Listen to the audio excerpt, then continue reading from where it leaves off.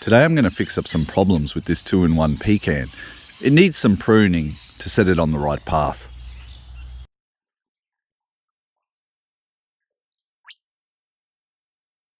I recently did a video on this pecan 2-in-1 planting, and it's not something I'd recommend really, but it can be done, especially if you're on a smaller lot and do want to grow some pecans. Pecans do need another tree to pollinate, and they are wind pollinated, so it helps if they're close. So this does work for that situation.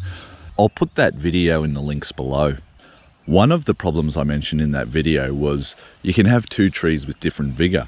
Now, if you look at this planting, this tree on the right is much larger than the tree on the left, which is a single trunk just there. So what I've actually got to do is open up the center, because currently this tree on the right is shading some of the tree on the left. Now, this is not how you prune pecans, but in this case it's what we're going to have to do. The big branch I'm really looking at taking out is, if you follow this trunk up, there's a big branch that completely covers the second tree. Now, I've waited until winter to do this, so it's easy to see, but you can imagine in spring and summer that this tree on the right will get almost no sun, except right out on the ends here where it's away from this trunk. So what I'm going to do is cut off this branch here. Other than that, I'm not looking to make this tree much smaller, or this 2-in-1 planting much smaller. So I'm not looking to do a big prune job today. I'm just looking to maintain it and ensure the long-term survival of this second tree. While I'm at this property, this is my parents' property, I'll just show some trees off and some recent work we're doing. So we've got the pecan 2-in-1 planting there, a decent little macadamia tree there. With some new work I've been giving Dad a hand to do. Planted a young jackfruit there. This is a black gold seedling, so it is a seedling. A bit of a mystery how it'll turn out, but black gold, I don't mind it. It's not a crisp jackfruit, but it is a nice jackfruit, so hopefully it turns out at least as good as that, hopefully. Then we've got, he'd originally planted dragon fruit on this old olive tree stump. At the time I said we should make proper posts, but he just wanted to get some in the ground. Then I ended up making mine out of concrete, and he decided he'd like that too. So we've started making him some posts out of concrete. So the first one is in, that's got Aztec gem at the base of it. But we're gonna build quite a few dragon fruit posts. We've started making them, and he's gonna have his own dragon fruit orchard like I have. The tools I'll be using today are my Silky Gomboy saw and my Tabicho secateurs. In terms of these tools, secateurs, I love my Tabichos, but they're not a tool I would have bought for myself. They were a gift. Are they worth the money? Probably not. I'd like them better than Falcos, but for the price difference, I'd probably advise someone just to get Falcos if they wanted a decent pair of secateurs. If you have plenty of money, I do prefer these, but they are more expensive for not much benefit. In terms of the saw, Silky saws are great. You'll see all over YouTube people rate them as one of the best saws. Are they the best? There's lots of good saws, you know. I'm not a fanboy, so to speak. I don't say you must have a Silky saw. I like mine, but there are lots of other good ones as well. I've got the medium tooth saw. Large tooth would be better if you were only using it in the bush and didn't need nice neat cuts. Fine tooth would be perfect for pruning smaller trees. Because I prune larger trees as well as smaller ones, and because I also use these saws camping, I've got the medium tooth, just, you know, a bit of compromise there. I'll put links to the Silky saw I recommend down below, and I'm not going to link these. I'm going to link the Falcos that I'd advise somebody to get if they didn't yet have any secateurs. Well, I started this pruning job, removing this large branch, by doing an undercut at the base of the branch. The purpose for an undercut is to stop the branch from stripping away the bark as you cut through if it falls down under its own weight. To demonstrate this, after I'd done the undercut, I then started lightening up the branch above. And I didn't do the undercut just so I could show what happens. And you can see as the branch has fallen, it's stripped away the bark here. So that's what we're trying to avoid when we do an undercut.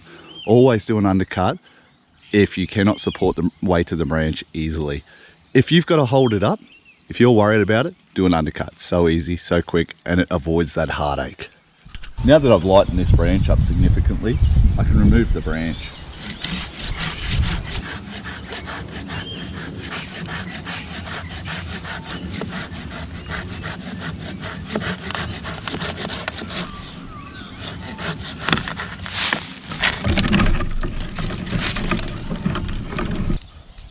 As you can see, the undercut prevented the branch from stripping the bark when it fell. I am going to cut this back a bit further and make this cut a bit neater, but it's important you always leave some of the base of the branch so it'll heal over more effectively and more quickly. Trees don't actually heal. What they do is they grow over the wound or they encase the wound, but they never really heal. The quicker they can encase the wound, the less likely it is bad things get into the wound, whether it be fungi or bacteria, etc. So I will recut this so it's nice and smooth. You can see that saw does a nice job of creating a nice smooth cut.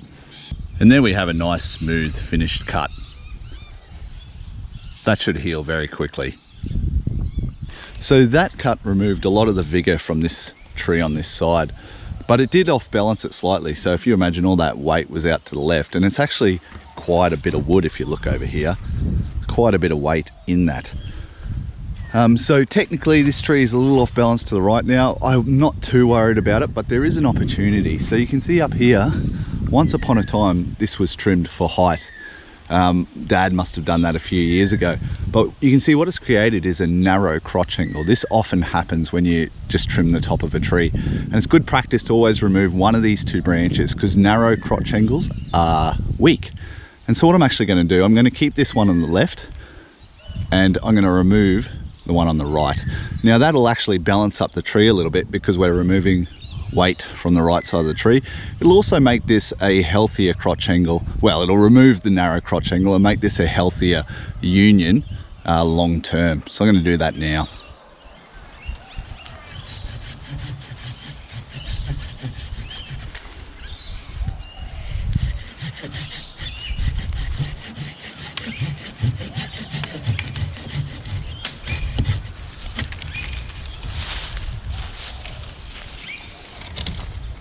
And so you can see I've now removed that narrow crotch angle. Another nice clean cut that'll heal very quickly.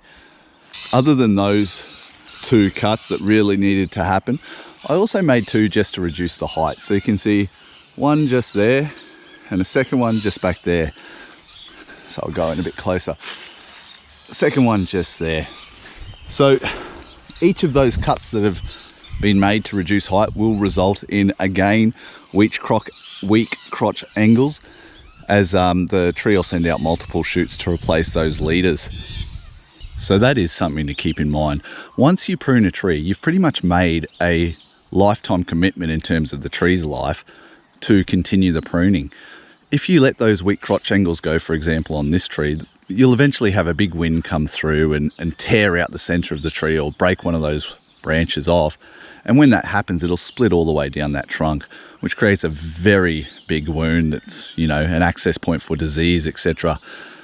So once you prune once, you're going to have to keep pruning. Now, obviously, any multiple tree planting, you've pretty much committed to prune anyway. And so that's why I have no qualms about pruning these pecans in this way. It is very different to typical pecan pruning. I do speak more about that when I talked about this 2-in-1 planting in this other video. So I'm not suggesting you go and prune your pecan like this, but in this situation, this is what we've had to do. As you can see, quite a lot of wood has been taken off that more vigorous tree. These branches are quite thick, okay? And wood with trees is vigor.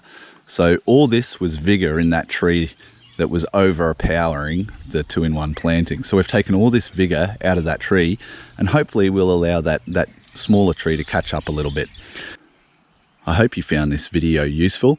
If not for pruning, then perhaps for the 2-in-1 planting idea.